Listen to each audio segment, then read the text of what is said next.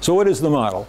In stage one, very simply, alternative possibilities are generated by chance, in part by quantum events that break the causal chain of determinism back to the beginning of the universe. Second stage, an adequately determined, and by that I mean to limit determinism to a determination which will evaluate the alternatives and result in a willed decision. And I like to encapsulate that in these ideas. First, a spontaneous variation, then a selection. This is what William James called it as he applied Darwin's biological evolution to mental evolution. First chance, then choice. That was the first tight phrase I read, Henry Margenau. I like that one a lot. First, possibilities, which compatibilists deny. Ever since Harry Frankfurt, compatibilists say, no possibilities, only actualism. Okay, I like this two-sentence version. Thoughts come to us freely. They pop into our heads. We all talk about that happening. It just seemed to come to us. Mozart's music flew into his mind and he wrote it down. Actions, however, go from us willfully. I want to separate the free from the will, something John Locke first did in 1680s, because he said, surely it's not the will that is free or random. It's the person, the man, that's free. And to understand that, you must see free will is not a single concept, a moment of time. You must unpack it into a free stage and a will stage.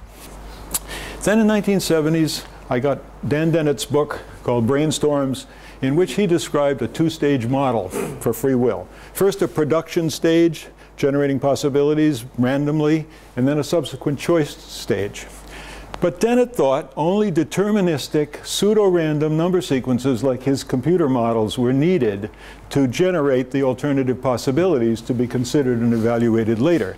At the time, I thought libertarians would soon accept this two-stage model. It had been obvious to me for a while, but of course with indeterministic true quantum randomness to break the deterministic causal chain back to the origin of the universe. Unfortunately, that didn't quite happen. But Bob Kane, who's with us, today's leading libertarian, always has said quantum mechanics and quantum randomness is a key part of the solution. But he locates his indeterminism in decisions that are needed for his self-forming actions of character and moral responsibility that I cannot address. I'm into the technical side. Bob is into the importance and significance into moral reasoning. But he said that Dennett's model was a significant piece in the overall puzzle, included it in his 1985 textbook, has always stressed it even in most recent books, that it's suitable for practical reasoning, if not moral. But given the randomly generated possibilities of the first stage of the model, an agent would be, quote, determined to choose the best available option. This is the major criticism I always get about my theory. Perhaps I say, but the agent would not be predetermined, okay, even from moments just before any new deliberations began, and certainly not from the beginning of the universe. As Bob also notes in his presentation, my first efforts at dealing with this problem in the 70s was to formulate a two-stage model, very much like the one he nicely presents and that Al put forward later and so on.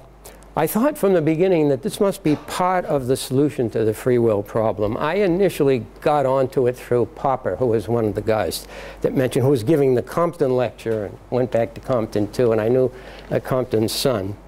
That's another long story, but I'll forego it. I thought from the beginning it must be part of the problem, but I also believed it could not be the complete solution. And here I take some issue with Bob, although I agree with a lot of what he has to say, and also with Al.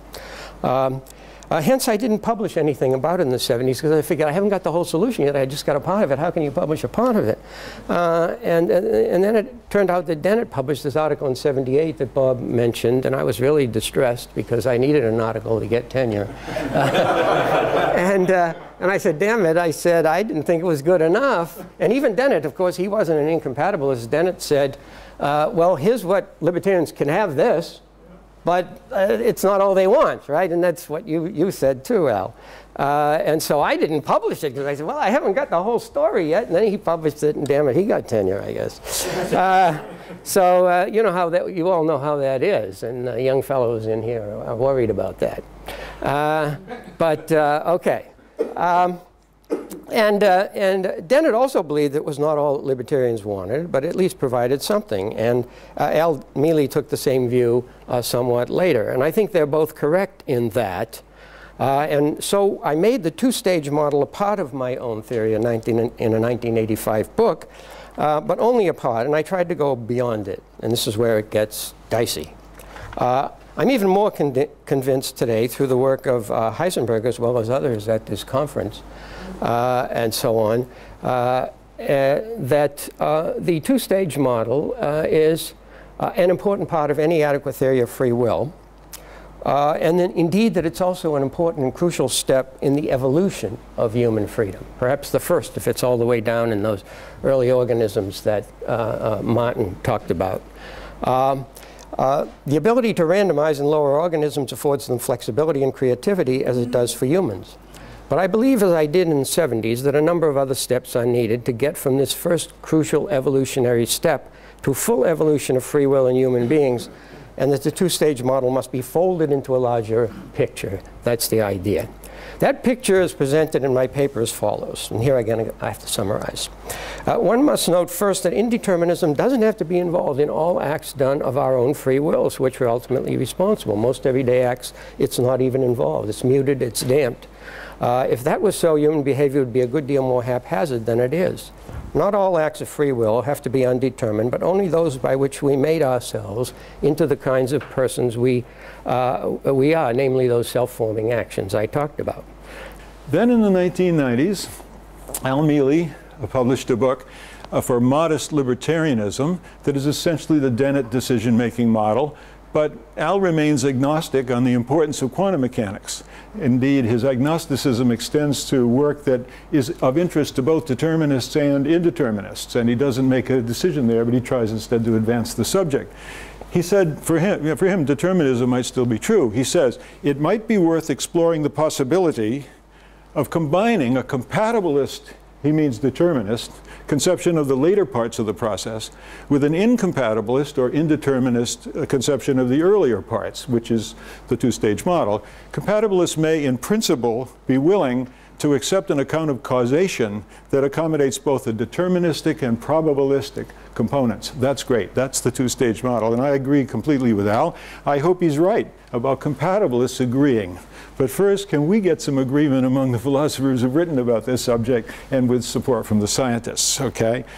Just last year, Martin Heisenberg, which button is it? Thank you very much. In Nature, last May, a year ago, Heisenberg argued for what he and I have agreed to call behavioral freedom. He went a little far talking about it being free will, based on a two-stage process of randomness followed by lawful behavior. He felt it could be the basis for free will in humans, and Antoine charged me with explaining how you get from Martin to me.